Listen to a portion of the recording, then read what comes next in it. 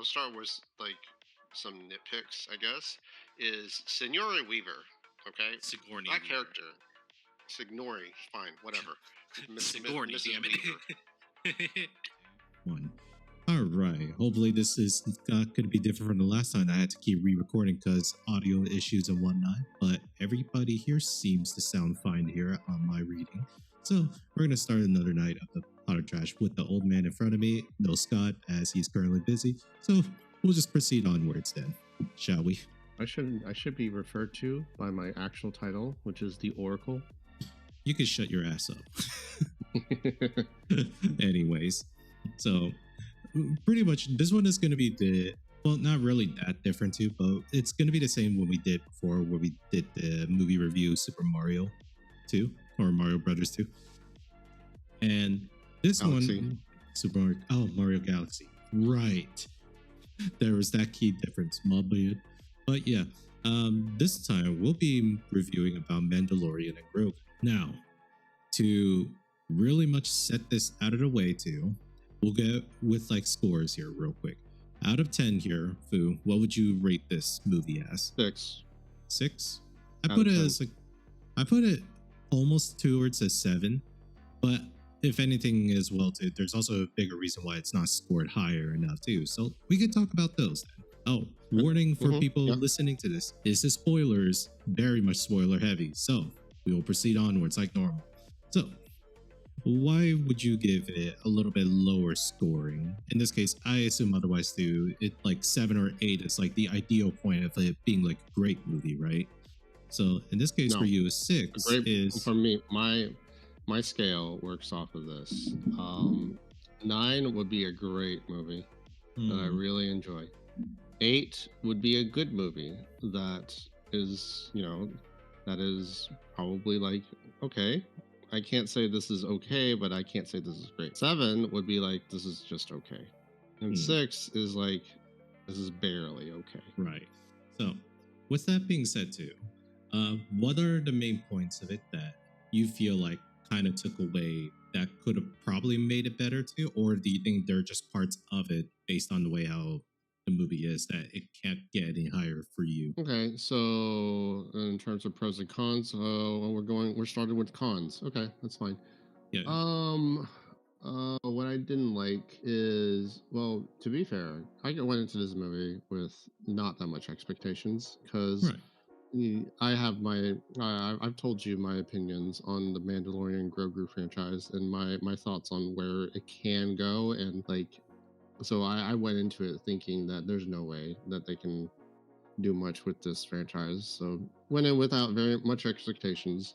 What I didn't really like, I'll start with like some nitpicks, I guess, is Signori Weaver. Okay, Sigourney that Weaver. character, Signori, fine, whatever. Sigourney, damn it. Senor Weaver, sure. Let's go with that. God damn it. So, like, okay, for the majority of the movie, like her role as like the figurehead for the rebellion, at least the rebellion faction for this movie, and sort of the handler for Mando, that was fine. That was all fine.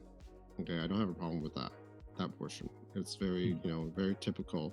Sort of like, this is your superior officer or your handler, and then a couple of jabs here and there. Dialogue was fine. The setup and the sort of like, hey, you didn't do exactly what the mission entailed, but then it's like, but I did it. But I got the results done. It was a good results anyways, right? That was fine. I didn't like how she joined the final battle. Okay, I didn't not like that she joined the final dogfight with the X-Wings and the Y-Wings. As cool as it was to see the X-Wings and Y-Wings in action again, because that's always my favorite part of the original Star Wars trilogy, and also any of the Star Wars is all the like spaceships fighting and all that stuff. Right. But I did not like it. It took me out of it when they showed that she was piloting one of the X-Wings. Right. Or was it a Y-Wing? I'm pretty sure it was an X-Wing. Well, the thing is X-Wings was right. The Y-Wings, actually, there was only a couple of them, but the ones that we actually saw, they were called the U-Wings. Yeah, the U-wings. Those are the more like drop ship kinds. Yeah, I know. Yeah, I built a Lego set of them. They're really cool. I like those. They're from Rogue One. yeah, They are really cool. I do love the U-wings, but yeah. that's still like my issue was I did not like that she was part of the attack Hmm. Like it. because because she established that her role was the handler, right, and the figurehead for the rebellion. So to be fair, like an argument could be made for her participating in an attack as part of the rebel, and like an argument can also be made that she because she being there for the attack really like is sort of a from a lore standpoint is like she wants to show that hey, the rebellion for Mando, the rebellion, we have your back, right? Hmm. Her being there is a really strong way of sending out that sort of like read between the line messages that we rebellion, we support you, Mando.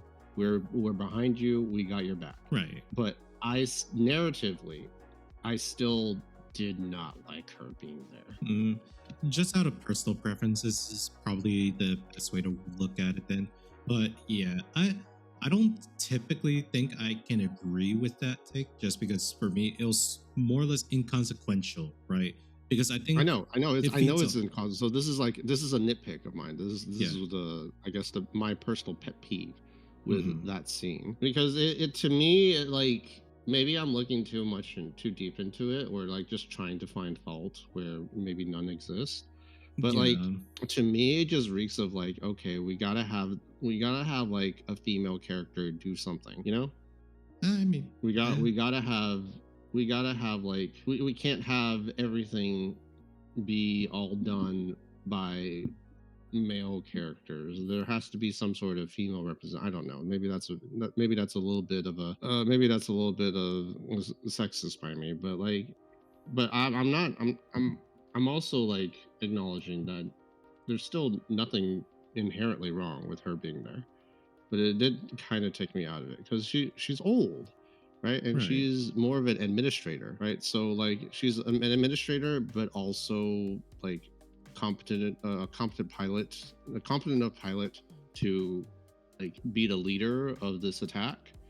It's I feel like that's a little much, a Could little bit be. too much, but could be. But it's I can also understand the counter arguments with this, right? Yeah. Because it is a strong showing of support for Mando from the rebellion side, and Yeah. he is a freelancer, so it makes sense.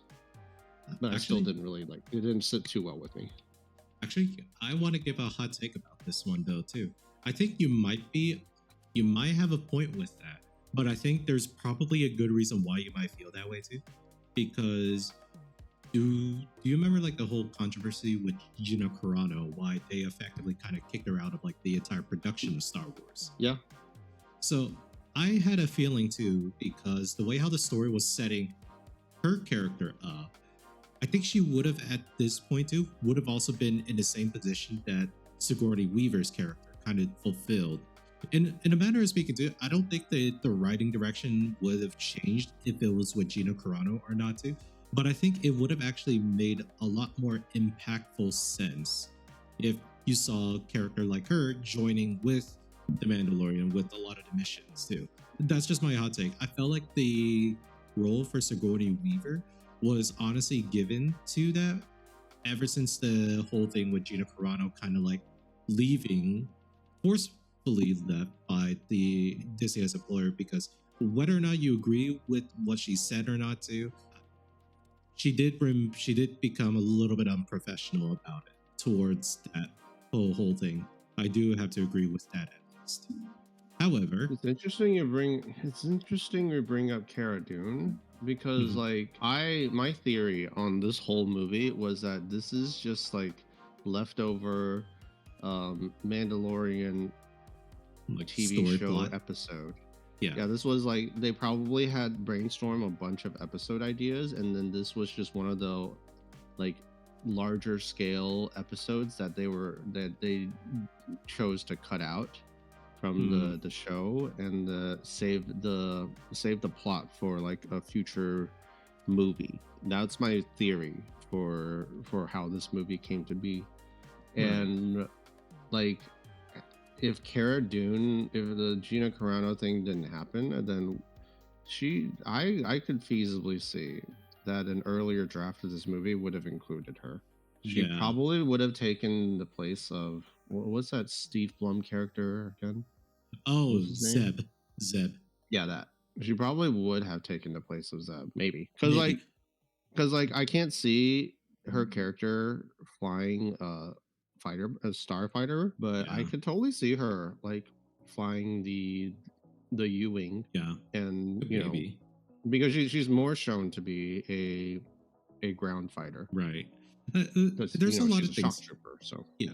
Yeah, there's many different things about the movie too that I think that we can like just endlessly nitpick on a lot of things, but unfortunately too, that was just me giving like a hot take how I think that was yeah, that's feels like it fine. was It's supposed an to happen. interesting one. But at Another least hot take. Not hot mm, take. Another thing that I didn't like is that I don't know what the name of this character is, but that fish guy in the swamp with Grogu. oh, that one. Oh, yeah. I did not like how they didn't really do much with it. It was just that it was just that one scene. That's Yeah. all the speaking roles that he had, and he made him the medicine, and that's all that happened with him. I was a little disappointed. That one was kind of strange in a lot of ways too, because of like Yeah, because like the lore that they establish is that this planet is run by the Huts, or these Yeah. Huts, and then it's mostly like run by droids because they don't trust people, and they use droids for their security, right? And so like it was, so when I saw that there was, hey, there's actually locals here, and then I was like, oh, that's interesting. Well, we know there are locals because they're the fish people that he had to fight off in the water place, and the big giant fish monster that he had to fight off. So there clearly are locals. But then like here's a local that's clearly not a hostile. So like maybe there's some pretty I was thinking that maybe it's like, oh, maybe this guy has like a story, or has like some sort of beef with the Huts, because like he's not happy that his home planet, these Huts came in and brought all these droids and kind of like destroyed the balance of the ecosystem or whatever, and he's just there making, like, he's just not happy with that, and that, oh, there's a Mandalorian here, and a little Grogu who's fighting them, is like, okay, I'll throw my lot in with you. This is like, well, I got some push with the locals that are also unhappy with the Huts being here. That's what I thought it was going to go, right? That's honestly what I thought was going to go. But I was a bit disappointed that it was like, okay, that's it. He's not going to have anything else, because like it would have been interesting, because like he's a local, and maybe maybe he's got beef, or maybe he's just like not happy with the Huts being here and running things, Yeah, it would be interesting to know that they, it's like, yeah, we thought that otherwise that would be the case too. But when you introduce like another element like that, that's actually really fucking interesting in a lot of ways too. And if anything, that could have been something too that like straight up too, Mando could have like helped in this case cause. If there was more people, I think that was like the only thing about it. We don't know if that was his only one too. That's why they kind of left it as is, just because. Yeah, I mean, like it's totally, that out. Yeah, it would totally be in character with Mando to interact with this local to help him out with the Hut problem. It totally would be in character. It's an established trait of his. Yeah, Yeah. It's like, it's weird enough too that like a lot of times too, like this is something that kind of breaks a lot of Mandalorian things overall too. Din Djarin, the main character here, he does a lot of things that technically go against like what our perceived notion of Mandalorians are based off of previous media or other IP titles within the Star Wars verse that we know of him, or of like the people of his kind. Straight up, he's very much willing to help out too, and he's also not like super battle hungry, if that makes sense. Like he's not doing it for glory and whatnot too. He is just a guy that's doing what he can to have the best impact decision possible for everybody around him because it's more convenient for him, right? It feels And like a also lot of honor. times. Yeah. There's an honor. There's also an honor angle with it as well. Yeah. Which is like, it's a lot of weird and interesting ways that I feel like there's many ways how you could kind of like do much more with the Mandalorian stuff too, because this could be something that like this is my take with it too, where whenever Dave Filoni and John Favreau were practically now like the new heads of the entire Star Wars media stuff, a lot of people are criticizing the fact that it's like way too safe and it's way too like kid friendly versus like Andor. For those people, shut the fuck up real quick because obviously the show is not Andor. Yes, it's really cool to see like a dark, gritty style like Star Wars too. Hell, we kind of appreciated that when like the first two seasons of Mandalorian came out. But unfortunately, that's not the general direction they're kind of going with because here's the thing too. I do agree with you on this one too. I feel like Grogu as the character himself here kind of felt like he was a detriment to a lot of the story growth here. Yeah, they can't. I Yeah. said this before, but they can't make him have too much character progress without really like altering too much of how marketable he is. Yeah, but I think right now it's like there's definitely ways that you can push for that too. I think your angle about it is definitely pretty true as well. They're trying to make like a very safe movie, something that they could just throw out there too. Because otherwise, too, I could have seen this clearly as a TV show, which could have actually helped out with a lot of other things too, and a lot of the kind of awkward writing that you see here and there too. That feels like it should have been a TV show, just because we jump through so many different settings in this movies. Swamp Planet, a more like a dark city, sort of like Gotham City kind of planet, the beach planet, and the snow planet in the beginning, and even like the outpost on like the beach, similar to Top Gun Maverick, actually. Yeah, that's the beach planet. Oh, that's what you're referring to. I was thinking of the other parts of it. But well, yeah. there's two beach settings. I guess they save money shooting on the same beach, huh? Probably. But yeah, Probably. because like one of that would honestly be my own detraction would be the fact that I think some of the characters, like for example Grogu, probably held it back too, and I'm kind of disappointed in the fact that Rado they kind of not gave him that many lines outside of the fact that he kind of repeated like the same 3 lines in like different acts of the movie actually, which is kind of impressive. But holy shit, what? I'm sorry, not 3, just 2 acts. I don't have a problem with Rada the Hutt. Like I feel like Rada the Hutt is sort of a projection from the writers. Like my initial impression of him is that this is the writers projecting that they're kind of like tired of being shackled to the old Star Wars, you know? That's how I saw that character. That's actually a really good way to look at it too, because a lot of people are looking at it as like, I thought most of the Hutts are like just mostly fat. I was like, no, if you actually look at a lot of the canon wise, there's also a reason why Jabba the Hutt was actually terrifying. Yeah, but like here we have our expectations, you know, subverted. This is a good Hutt. We've yet to see a good Hutt in like the mainstream Star Wars media, right? Featured this prominently. And I think it was pretty good. I mean, he didn't really annoy me at all. I just found it like pleasantly surprised at this character. I don't have an issue with him, honestly. Yeah. I just mostly saw him as a way for the writers to express how like this franchise has so much history and so much like old stuff that they always have to like be mindful of, and this is a character that expresses that, and I think it expressed it pretty okay. I mean, it's not like super preachy or anything that I would expect from, I guess, less competent writers, but you know, I thought it was okay.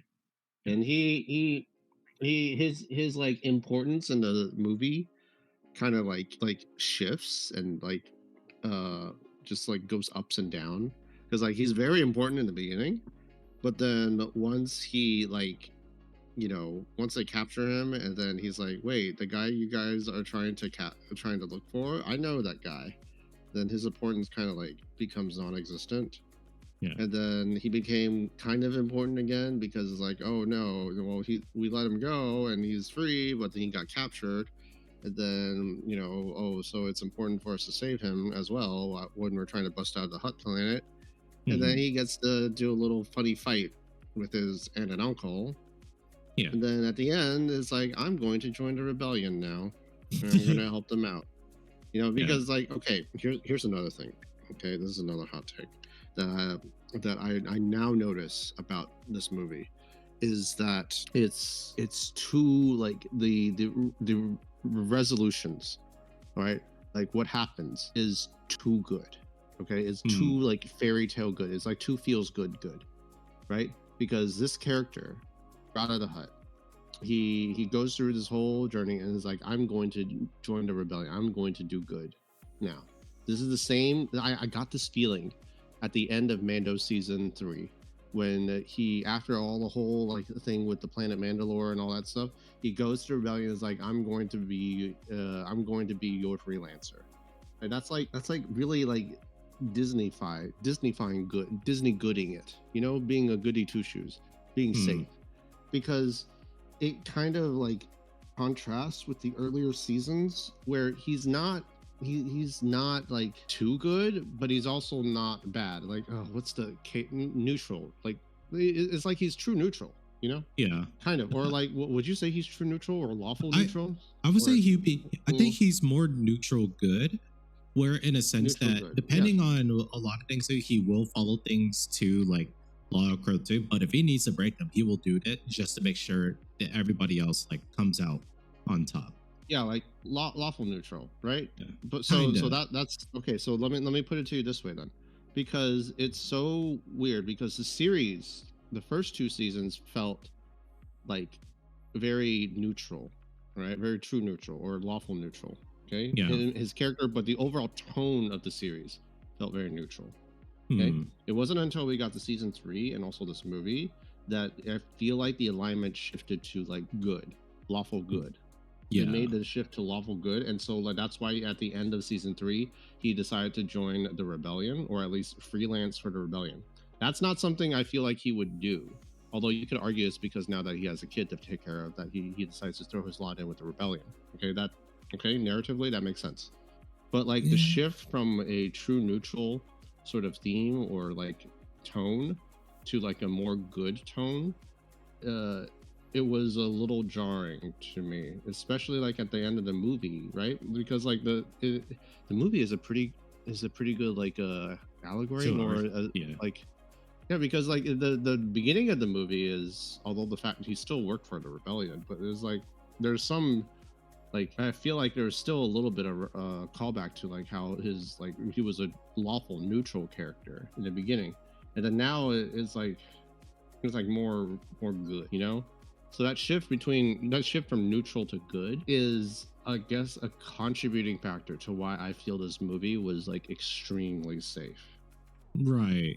I, I can't really say anything about that too, just because of the fact that this could still lead back into the fact that they kind of brought back Grogu. And here's the thing about it too. I had no issues with the fact that one, John Favreau kind of mentioned too that like he didn't really want to have Grogu actually come back to like the entire Mandalorian season, but with the power of Disney, we need to have somebody to merchandise and whatnot. I was like, okay, Yeah, fucking why not? it's literally the merchandising side. That's the reason why Grogu's here. Their stories are done. Their stories were completed so beautifully at the end of season 2. But Hmm. no.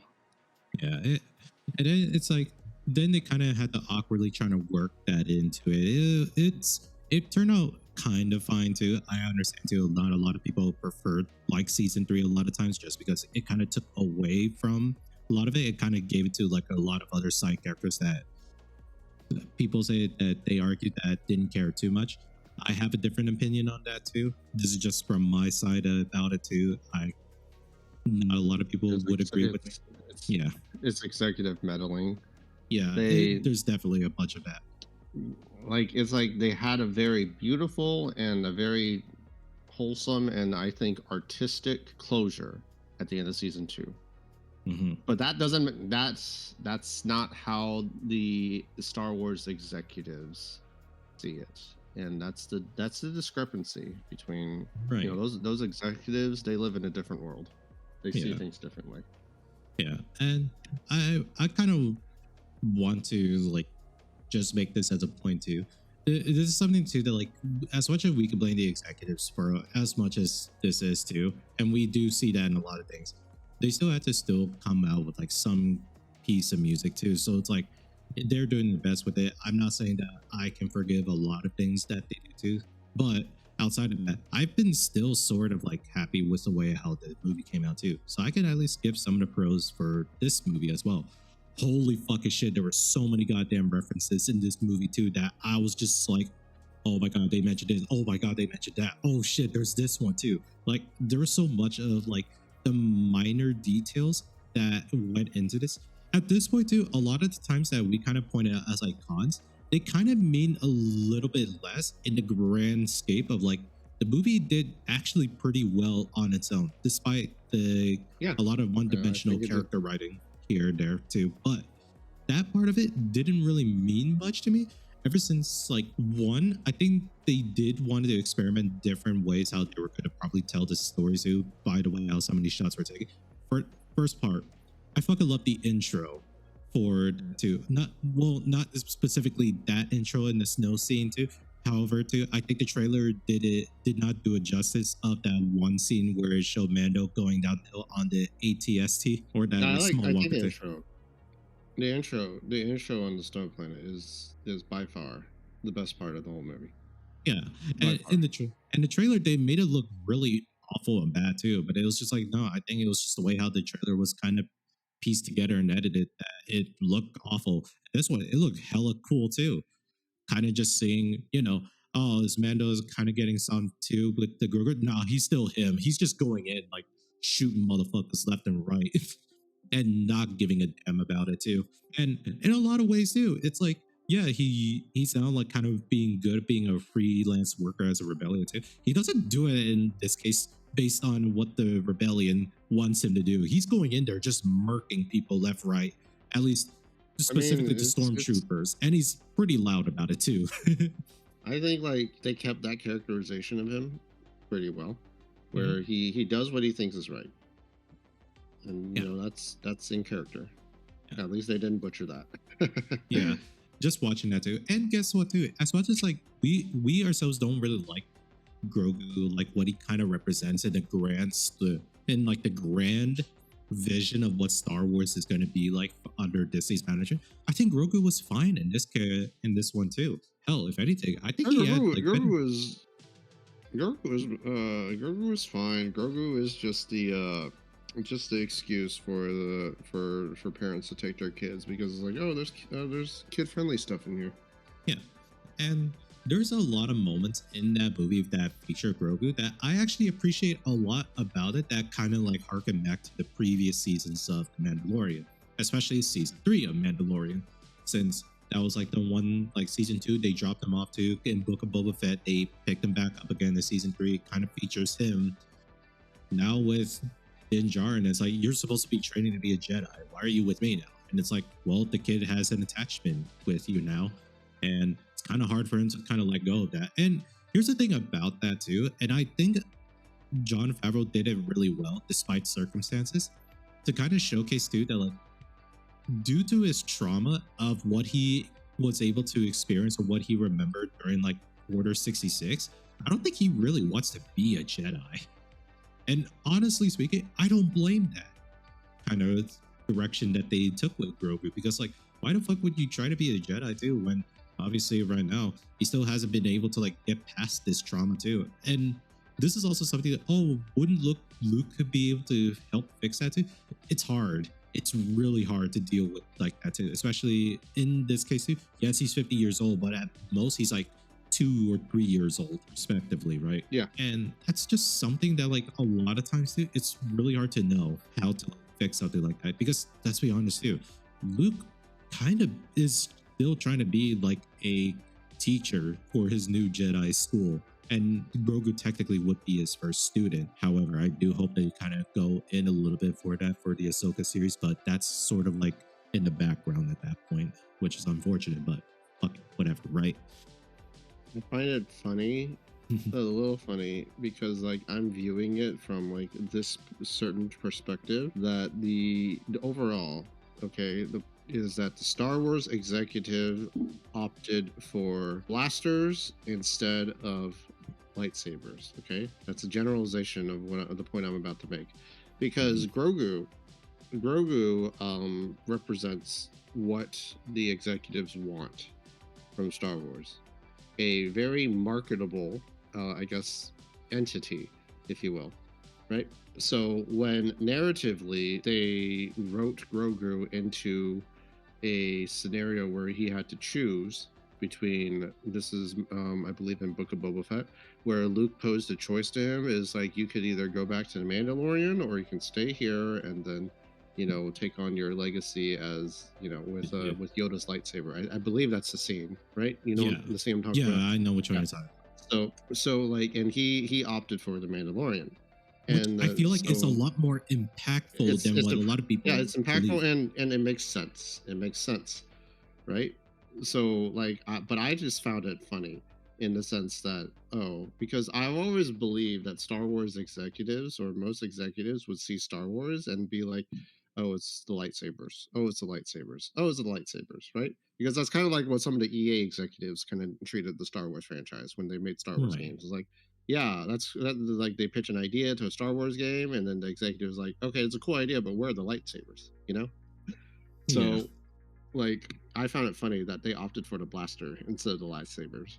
Yeah, maybe that'd be a little bit of a reach at that point too, if that was It truly is the a bit of a case. reach, but like, I just found that was a funny way to look at it. Right. And Because like, why on earth would you write Grogu into a situation like that? Because because if you're following, I understand that if you follow the Jedi lore, then Grogu is an extremely compromised Jedi, I guess, candidate.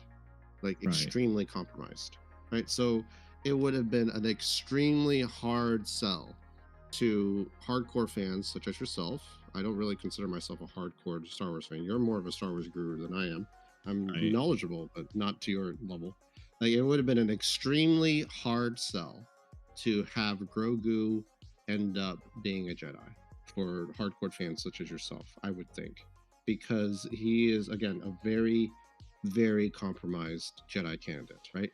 And like, yeah, sure, you can say that, well, Luke is not trying to like emulate or trying to like copy the old ways, because he's trying to build his new order, right? And he can represent a new order of Jedi, right? But then it's kind of also, it's a little contradiction, because like, if he's trying to, he wants to build a new order of Jedi, but then they're still pushing for the attachment thing, like with Ahsoka in season 2, right? Like, he's too attached to you, and that kind of like attachment is too dangerous, right? And that's like a bunch of Jedi lore thing that you can probably go into a lot more detail than I could ever. But it's just, okay, so like, the question is just that this new order, like, what is it supposed to, like, what part of the new Jedi order that Luke wants to build is different from the old Jedi order that had its own problems, right? And like, they wrote Grogu into this situation, because that was another thing weird about season 2. After Ahsoka said no to training Grogu, and then she made a suggestion to call out the galaxies, maybe there's another Jedi that can help. But that's kind of like, that's a contradiction, because like, if she refuses to train Grogu, then wouldn't other Jedi also refuse to train Grogu? Because as soon as I see the attachment he has with Mando, that should set off red flags. Maybe it's because it's Ahsoka. Maybe it's because Ahsoka was so close to Anakin. That's why she's extremely like cautious about it. Maybe other Jedi might not have that same, I guess, sensitivity to attachment that Ahsoka sees it as a very cautionary thing, right? Or maybe, but Luke coming in to accept Grogu to train him, that goes against that's kind of like, if you really think about it, that kind of goes against a couple of things, right? Contradictory.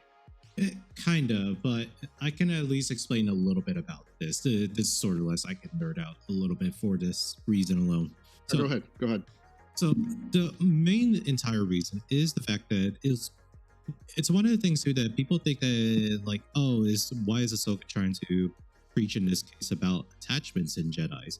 And the thing is too, there's actually like in other continuities with Star Wars too, Luke Skywalker has pushed for in this case that they're not going to go for that dogmatic approach of in this case you can't have any attachments while training to be a Jedi or while following the Jedi code, because Luke saw that as a way that was in response. That was how we got to like people like Obi-Wan, Anakin Skywalker, and a couple of other handful of people that probably did have love interest too, but due to the Jedi Order during those times, it made it almost impossible to do so. So I think there's definitely a lot of it that can actually work in that too. But I do want to say that's one of the few things that I would like to say otherwise, that they probably didn't want to do that. They want Luke to like actually try to kind of stay true and hold to the Jedi Code Order.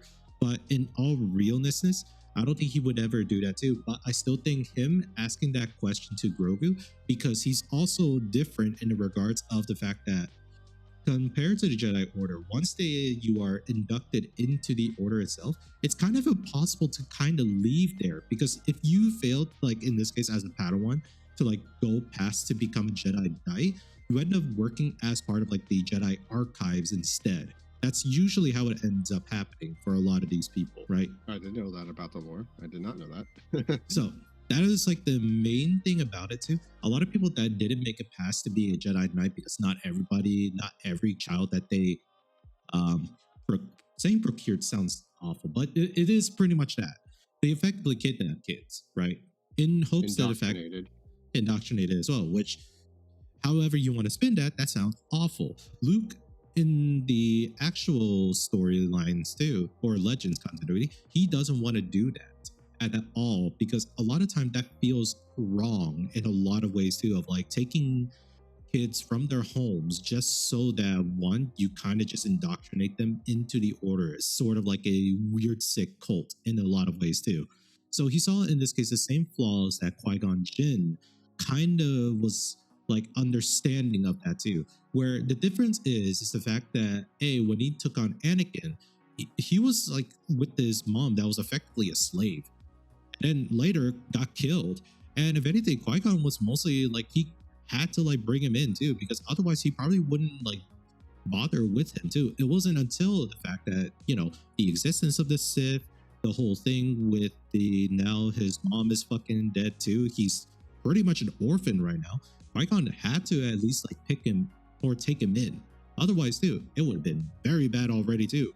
But unfortunately he died on that. Therefore, that's why Duel of Fates, the song that plays during Qui-Gon versus Maul at the last and final act of the episode 1, was so pivotal, because the Duel of Fates was not about who came out of life. It determined the fate of how Anakin's future was going to be shaped. Yeah, I remember. I've seen that. I've seen that YouTube video as well. I've seen that video essay. But guess what? I saw that. Well, if anything, I put that connection together too, just because Duel of Fates, it sounded very much on the nose of that too. But when you really take a step back about it and try to view it as a whole, holy fucking shit, this is the best thing ever too. It actually recontextualizes the prequel trilogies to such a great amount too. I would watch those again.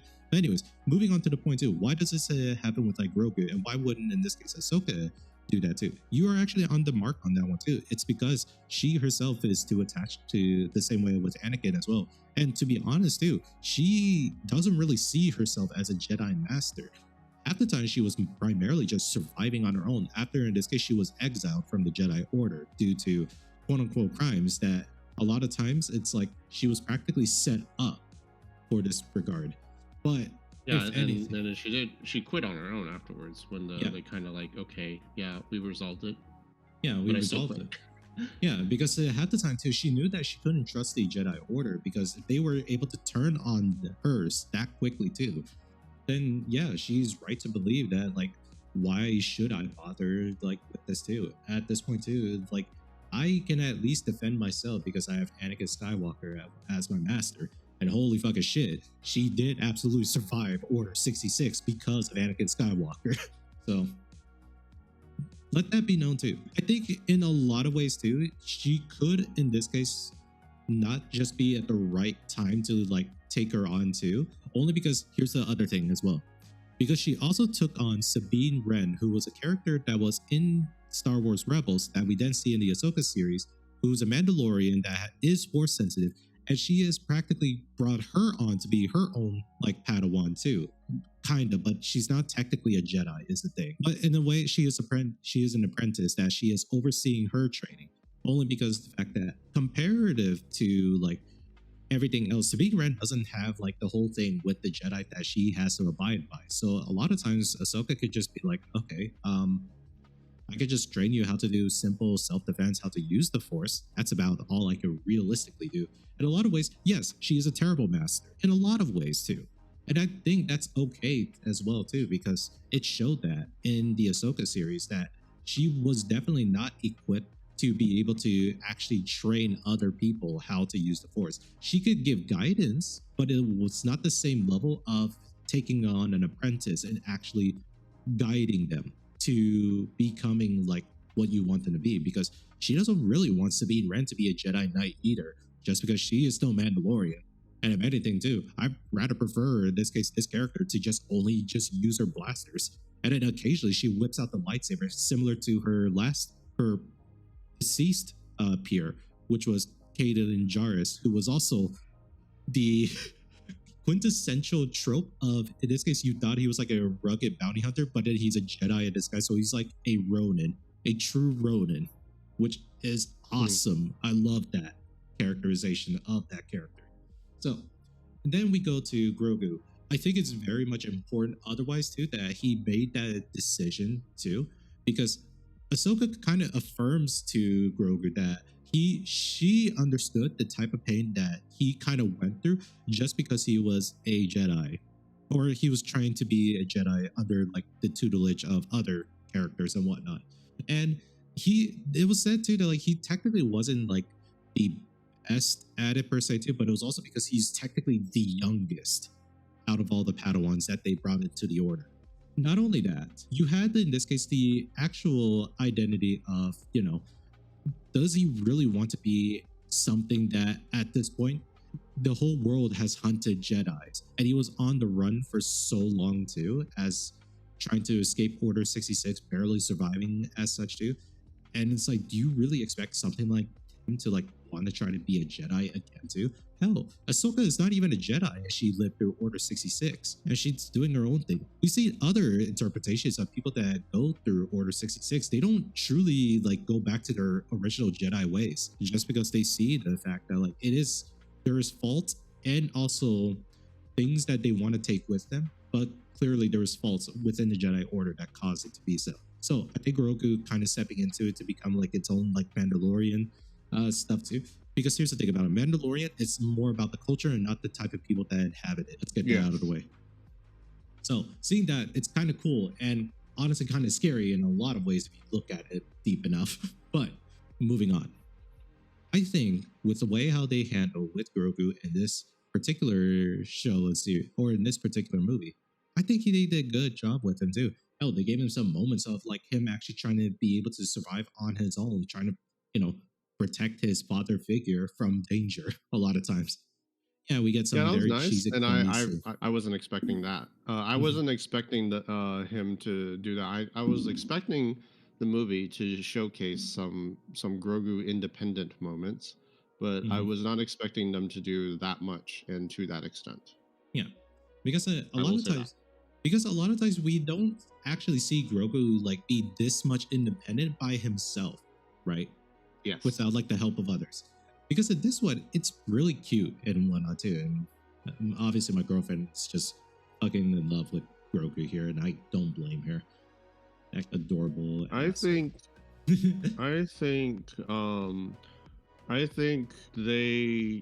well, I'm looking at it from various perspectives, but It's overall, yes, it's a good thing that they showed off more independent stuff with Grogu. And the implications of that is that they're trying to set him up to be more and more independent, which goes along with the theme of the movie is that what happens when Mando's not there anymore, right? Yeah. So, like, what does this mean? Does this mean that they can make a series with just Grogu and the occasional cameo from Mando? Can they do that?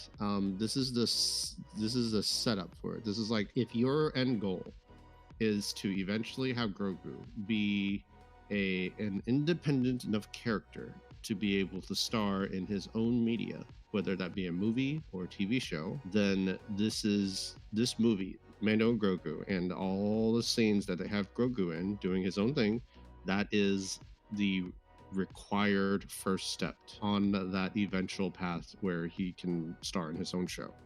Right. So, and you know, I think that's really that makes sense. I think that's common sense, really, that you can't just like as compared to what if they just time skipped and then just showed Grogu on his own already without this movie? That would be Right. very jarring. That would be jarring, not jarring. That would be very jarring, and that wouldn't be. I don't think that would be very. The audience would be very receptive to it. So you have to show him doing more independent stuff. This is a required first step to Grogu being his own independent media. Yeah, for lack of a better word, right? Mm-hmm.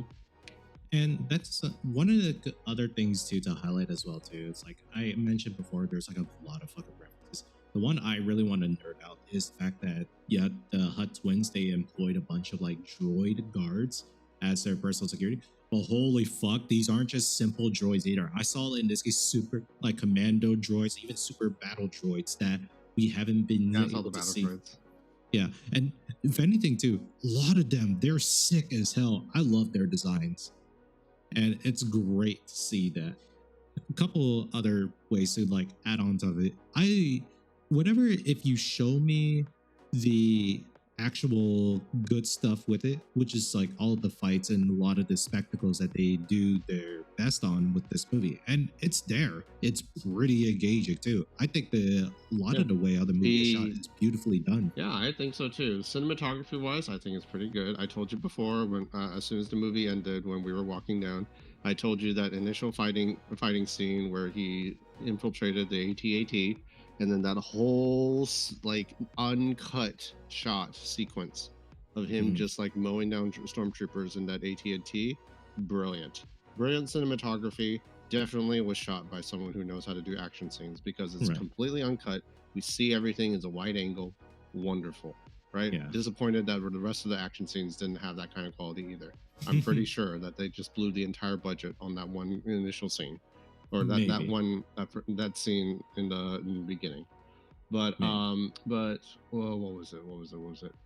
But like I found it a little funny. I just noticed now that he fights stormtroopers, and then he fights monsters really and monsters in the battle arena, right? There's monsters, and then he fought droids and I guess local fish people and fish monsters. And I just find it funny that like he never fights like actual people minus the stormtroopers, but stormtroopers are an exception because stormtroopers have armor and you don't see their faces, and so we don't like see him killing people, you know what I mean?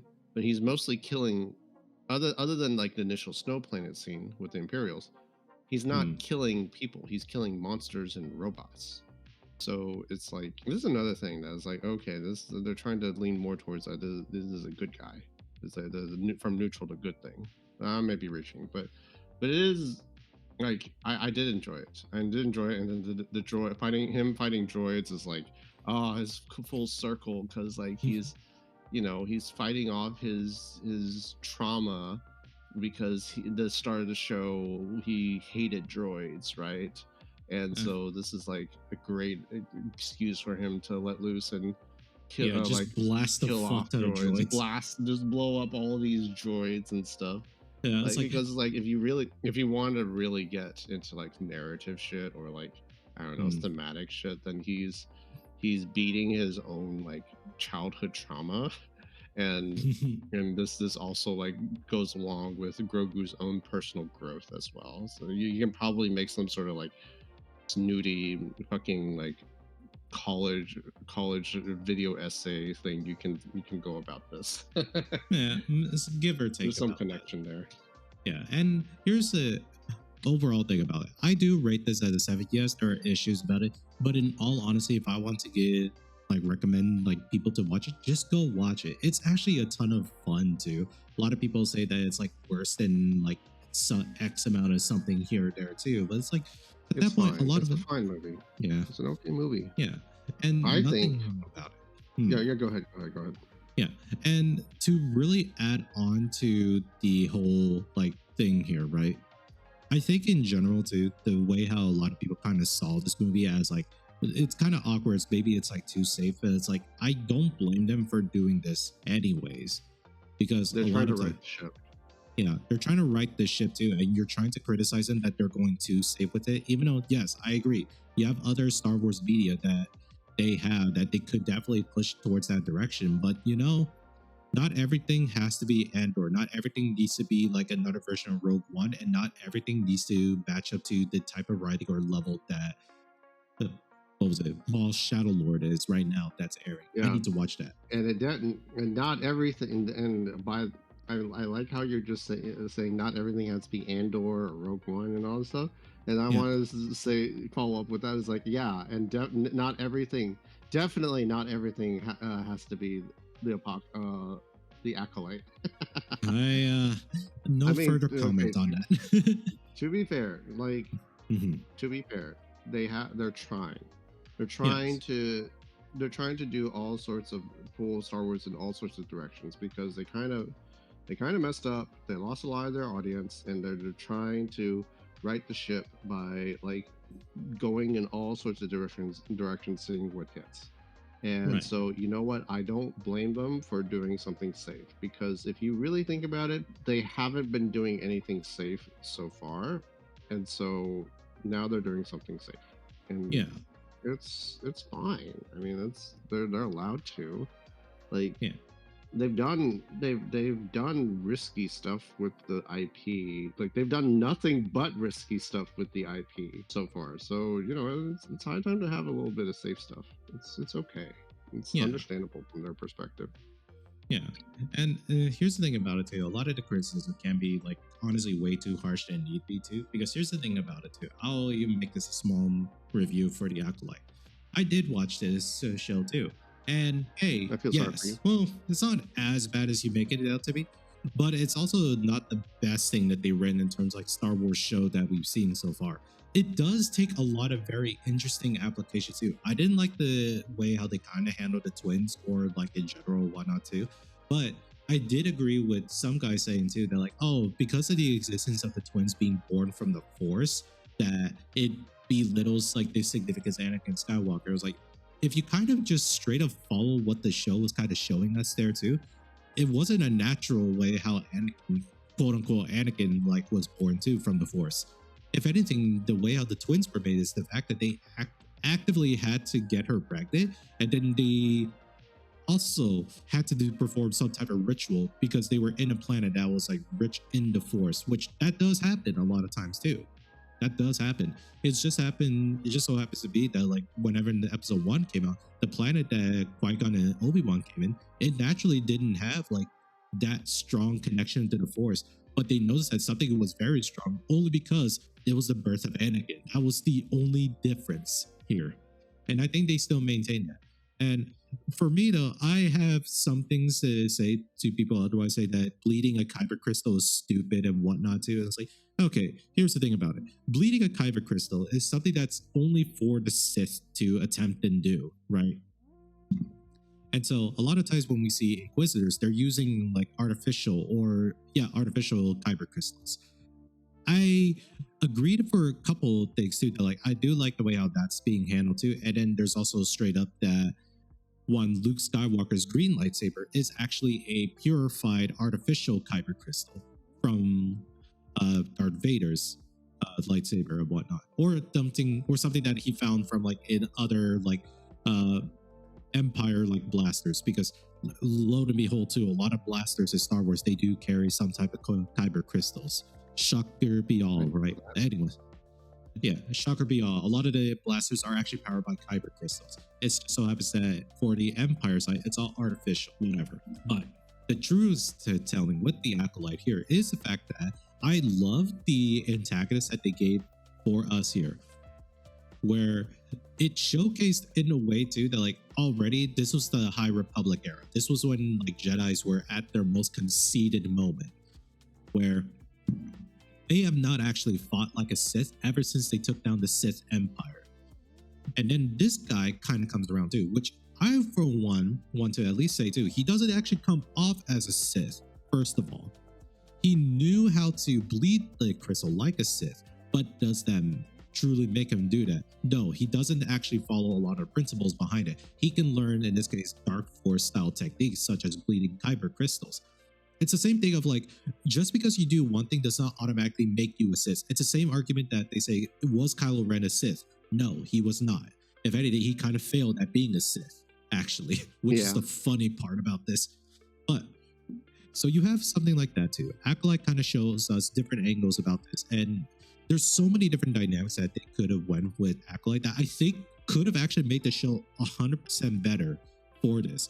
But I do think there's lots of issues and problems that they kind of handled based on the way how the characters kind of portrayed themselves in the show. The writing for character dialogue wasn't as strong as I wanted it to be, nor was it like, honestly, compared to all the other shows, it wasn't the best from everything else too.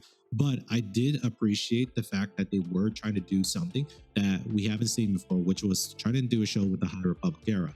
I understand some like the social politics or the social media stuff that's going around because of like the Acolyte and whatnot. It was like such a shit show. But I do believe that we could have done something with that too. If anything, Star Wars Vision kind of shows that we're down to see new things. It just needs to be done well. I think that's the bottom line that comes to this. The Acolyte itself wasn't bad, but it definitely wasn't good enough for people. And it kind of shows. Then you have stories like Andor, which I, for the one part, didn't really think too much about it, because why would I watch something too if like Rogue One was really good? And then I watch it, I'm like, holy fucking shit, this shit is awesome. I love the spy thriller that they go with this angle too, about all of this stuff that we don't get to explore, because this is the getting into Legends continuity of Star Wars a little bit.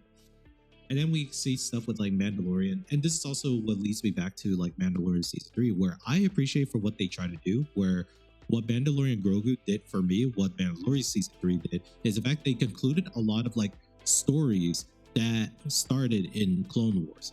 For example, in season 3, the fact that they were able to retake back Mandalore with the help, in this case, with Bo-Katan being in this case a divisive character depending on who you ask about this too. But it was probably because when we first were introduced, she had almost the same character growth as Ahsoka did over the years too. She was very young. She wanted to be different. She did stuff. She did a lot of foolish things that ended up getting people close to her killed. And now she kind of fully redeems herself as sort of less like she's seen some stuff too. She's still kind of like sour for a lot of different reasons too, which to be fair, all justified if you've seen the show Clone Wars and a lot of things that happen with Mandalorians during those series. Yeah, she's very bitter about it too, but she definitely like softened up whenever Din Djarin kind of showed, in this case, a very simplistic way of like kind of outlook about it. Because to her, she had the whole weight of the world on her too, where Din Djarin, he's just doing the best that he can to do the good thing. That kind of rubbed onto her, where she was going to attempt to still do that. In a lot of ways too. A lot of people have been like, oh, we kind of want to see Din Djarin be leading like the new Mandalore too. That was like fun. It doesn't make sense. Yeah, it doesn't make sense narratively for him to do that. Yeah, it's like, it would have been a fun idea, but no, it definitely would not fit him at all too. Like, he himself doesn't really want to like lead or rule people. The issue with season 3 is it really should not have been. Well, okay, it's so tricky, because season 3 should have just been Bo-Katan's show. It really should have just been her show, because it was about her, right? Yeah. It's like the Book of Boba Fett was about Boba Fett. with a Yeah. lot of Mandalorian and Grogu stuff going on the side as well, Right. right? That's how they should have done season 3. They should not have called it season 3, right? That's my stance on it. They should have done what they did with Boba Fett. They could have been like Book of Bo-Katan or something, right? Something like that, yeah. And but I understand why they did it, because it's reasonable to call the show because of the Mandalorian, because it involves Mandalorians so much, and the Mando and Grogu are very involved in it too, maybe a little bit more than they were in Book of Boba Fett. So it's reasonable to call the show The Mandalorian season 3. But like I think that's deceptive. I think that's dishonest, because it really is supposed to be Bo-Katan's show.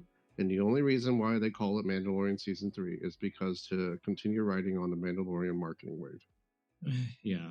Which is like, it feels really scummy if you look at it in that lens too, just because like it was. But yeah, I know when you look at it that lens, but like there's a counter argument to it, because it's like, who's the main antagonist in the entire show? What's his name again? The Darth Vader Moff Gideon. wannabe. Moff Gideon. Thank you. The name escaped me for a bit. It is Moff Gideon. Who is narratively speaking, who is Moff Gideon like most antagonistic towards? Well, it's a kind of a toss up between Din Djarin and Bo-Katan at this point. So it's Yeah. like, yeah, I mean, like when you think about it that way, the fact that Moff Gideon was the main antagonist of season 3, it really shows that the main character of season 3 could have easily been justified to be Bo-Katan. And Could there's be, also justification for Din Djarin as well. But like, it's just, if you had to choose between naming your show either the Book of Bo-Katan or the Mandalorian, it makes sense to call it the Mandalorian. But Yeah. I still does not like escape the connotation that it's kind of a what's the word? It's not false advertising, I guess, as close as I can think of. right. You know? Maybe. But the thing about it too, like it didn't help too that like if you look at the way how the story was kind of set up for seasons 1 and 2 of The Mandalorian, it was kind of unavoidable that like a lot of them would like team up together to kind of like deal with Moff Gideon, just because for the most part he's the one that's stealing a lot of the Beskar in general too. Yeah. And later that we found out too, oh, he's actually just holed up in fucking Mandalore, which, you know, in a lot of ways too. There's like the whole subplot story that I guess people kind of forgot too. Din Djarin technically had his mask revealed too, and he was, in this case, by the order of his own people, excommunicated until redeemed by the living waters of Mandalore. Yeah. So a lot of ways too, it's like we feel like it could have been avoided, but at the same time, I don't think it can, because the way how it was narratively built up, they were eventually gonna have to do this in this regard too. Do I still think that she should have had their own show? Absolutely. But I don't know how they would do that, because there's so many parts of their stories that interconnect with each other that I think in general, if they did do it that way, there's going to be a lot more writing that they had to do for each side that they had to have accomplished. And they did that in Book of Boba Fett. Yeah. So like they could have just called Book of Boba Fett Mandalorian 2.5. Maybe, yeah. Which pretty much was Yeah. what Book of Boba Fett was. It was just Mandalorian season 2.5. Yeah. Yeah. Well, we'll see too. I am still like pretty optimistic about the way how the whole series is kind of panning itself out to be. I do. Where do you think the franchise can go from here? Do you think they're going to do more movies or more TV shows? I think for right now, we'll probably see another TV series too, because they're still trying to do like, you know, the trilogy Are of they going to call it the Admiral Mandalorian? Thrawn. No. Well, they're still trying to set it up to do like the Thrawn series too. But obviously, you look at this like, how does this actually like build into Admiral Thrawn's storyline? Which I don't think it's supposed to. It's supposed to be like its own separate thing too. That's something else that like we don't know much about what's happening in the background. We do know the actress for Ahsoka, Rosario Dawson, is still on there helping with, or in this case, still in production with a lot of the things that they're shooting for a lot of those things in the background. You're thinking the Star Wars franchise going forward is going to be more focused on Admiral Thrawn, or revolving around Admiral Thrawn? Yes, it will probably And that be makes overall. sense. I think that makes sense. So, and I'm kind of putting my executive sort of like hat on right now.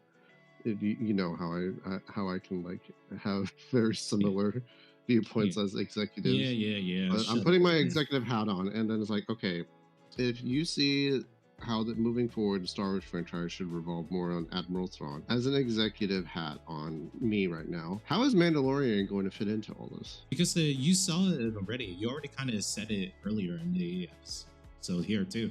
You just said too that they kind of just need to like push a movie out right now too, just because Mhm. obviously they aren't working on a lot of projects right now. Ever since what was it, Kathleen Kennedy officially steps down after like a I heard set she's month. back. Oh, is she? Well, shit. I heard she's Anyways, back. we'll see too, because there's a lot of things that's happening within like that whole Star Wars camp in general that's causing a lot of headaches and issues. But if it were up to me, I would honestly give more. I would give more writing potential to Sam Witwer. In this case, the voice actor for Darth Maul in the Clone Wars. I would give more precedence and more writing priorities to this man because he understands it too. And fucking watching clips from Maul's Shadow Lord too, he definitely understands like the character of who Maul is supposed to be. And for everybody else that says, "Oh, I fucking love Maul," cool. I hope you like, in this case, the story of Sisyphus. I think that's the Greek storytelling too, where no matter how much he pushes a boulder up the hill, the boulder will still roll down on him or some shit. The boulder. I'm just kidding. Sorry, sorry. Oh, you're good. I couldn't help myself. But was that So this? it's the Avatar thing. Yeah. So, but Brian, Yeah. be careful. I would caution. I would caution and temper expectations. Even though I know you're glazing and kind of like rizzing up Sam Witwer as like, oh, this is going to be great for Star Wars because he, with the Dark Maul thing, he shows that he knows, and he has been a very vocal presence in the Star Wars fan base, and even I know about him, and I do agree with you on that. He has a lot of viewpoints on the franchise that I think is actually very like very much. He's definitely a fan and very well versed in the lore, and I also look forward to what he can pump out. But err to the side of caution, because what happens when you have a fan take the reins of like the of projects or franchises? Because sometimes that might not be a good thing, right? I mean, I don't know if you know because I'm trying to compare this with another franchise that has been struggling as of late, and they handed the reins of the franchise over, or rather they're having somebody, a dedicated fan, a known fan of this franchise, and they let this person handle a couple of projects in hopes of reviving this franchise. I am referring to, of course, Lord of the Rings. We'll see. Like I Yeah, said, I know, I understand. because there's like what's his name, Colbert has announced that he is going to be heading some Lord of the Rings projects, and he is a very known Lord of the Rings fan, and very well versed also in the lore, right? Probably like one of the most well versed in the Lord of the Rings lore. And Right. so, but there are some like caution people being cautiously, what's the term? Well, you know what I mean. Yeah, Right? they're just So being like, cautious about any project. And yeah, here's the thing, that's so like, perfectly fine. But the yeah, problem in this case, the difference that you're trying to describe to me than what Sam Witwer is, Sam Witwer has, at this point, already worked with like Lucas Entertainment, Lucas Films, and everything of that notion too, to, kind of get the green or to understand how it should be run too. Whereas Stephen Colbert, he hasn't really done much from what I can understand if he was part of a production of a lot of the Lord of the Rings project before. Probably did, but I yeah, don't, it's not a perfect comparison, but I yeah, just found it like it is a comparison though. because it'd be better at comparison if you said otherwise too. I think in general, you would say with Henry Cavill to be still be kind of cautious of. But regardless, Henry Cavill does like his whatever. If he's interested in something, he will like engross himself into it to understand the media better. Therefore, that's why he did The Witcher pretty well too. Unfortunate for a lot of decision making too, that show fucking tanked. after season Ah, 2. yes, another show, another victim of executive meddling. So, regardless how this happens too, I am at least optimistic about the way how Sam Witwer is kind of handling himself too. He has worked with Lucas Entertainment and a lot of Star Wars IP for quite a long time, not as just like a fan too, but straight up someone that worked with the team and all of the media pieces with it. So it's, yeah, like I said, it's not a fair comparison, but at the same time, I will judge it as such just because, yeah, why not, right? It'd be something else entirely if I'm like full of shit about this too, and I am completely wrong, right? That'd be a different story. However, I think it would be fine for the most part. I think we'll I definitely think see some. I think it would be okay as well. Mhm. I think it'd be okay as well. The only problem that I could potentially see is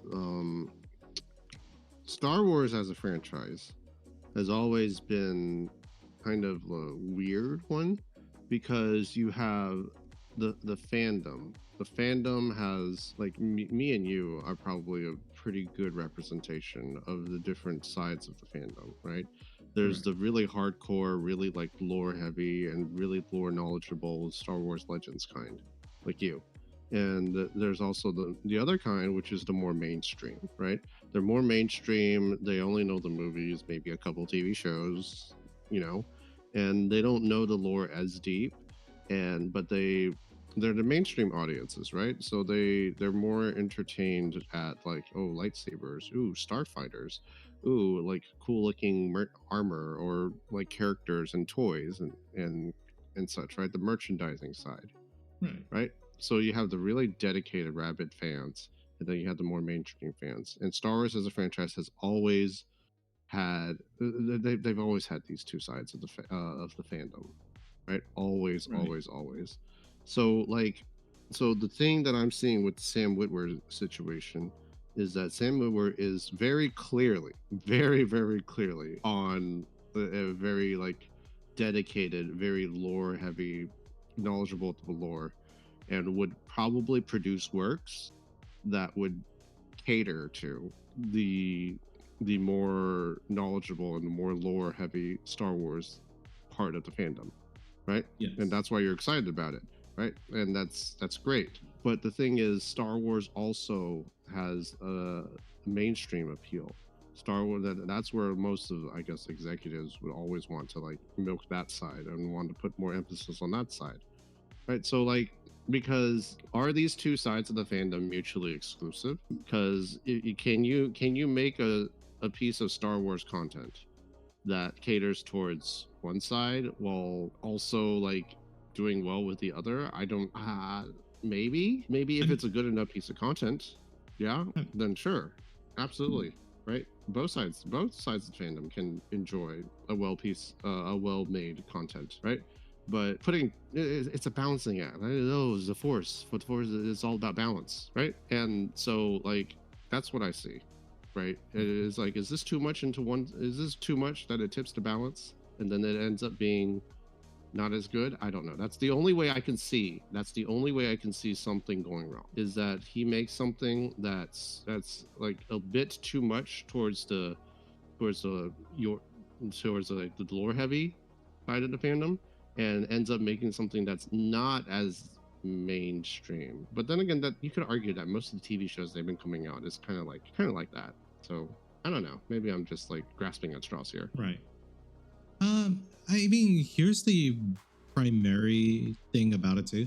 I don't think it at this point. I don't think it really matters too. At least this is coming from like I understand the fact that it's mainstream appeal too, but I say too that the mainstream appeal only honestly matters too if there are people in the fandom that are in this case say, "Oh my god, this is so good too," and it's like it causes all these things to, kind of showcase, hey, everybody else says it's good. Maybe I'll give it a go, see what that's like too. Like it would naturally Word of come mouth anyway. is yeah, Yeah. word of mouth is very strong in today's environment. Yeah. So it's like it's still going to be like I understand like the whole thing with that too, but it's honestly not a valid point to not be as rude, but it really is just that too. That's I don't fine. It truly is just that too. It's like it's not as valid of a point versus having to make a good product because obviously, like once a legendary If developer yeah, from yeah, Helldivers 2, if the product is interesting enough, then it will naturally yeah, get its audience. It will naturally gather the audience. You're right. yeah, because here's the thing: like from this, a game from nobody or a game for everyone is a game for nobody. That's true. That's true. I overlooked that fact. So, regardless how this is going to be appealed to, I don't think it really matters. At least to me, I don't think it matters. Just because there's straight up like many ways too that people can honestly get into Star Wars, and it doesn't matter too if like the main series need to be attracting everything else. And at this point too, they've already stretched themselves in. They know what they're doing is the fact that they're just trying out different genres to like capture as much of the main audience as possible too. Because not all the main audiences likes the way how things are written. That's why you have stuff like Andor Shadow Lord for those people that truly like the gritty stuff too. And now you have Mandalorian Grogu that's for the other side of the people that want to have those kinds of content. There's genuinely nothing wrong for either of these to exist. It is definitely the way how people are interpreting this that are very much headstrong about trying to maintain the genuine like storytelling for Star Wars and whatnot. And it's like, in the wise words of Freddie Prinze Jr., the voice actor that did Kanan Jarrus, very much they got debated over for this take, but I happen to agree. Star Wars is generally for kids, like no matter what, too. You could say otherwise too, that you would want a couple things too. Sure, you could have them, but at the very end of the day, it's for kids. Like that is a harsh truth that a lot of people have to kind of come around and accept too. Mandalorian Grogu kind of perfectly Yeah, takes all that.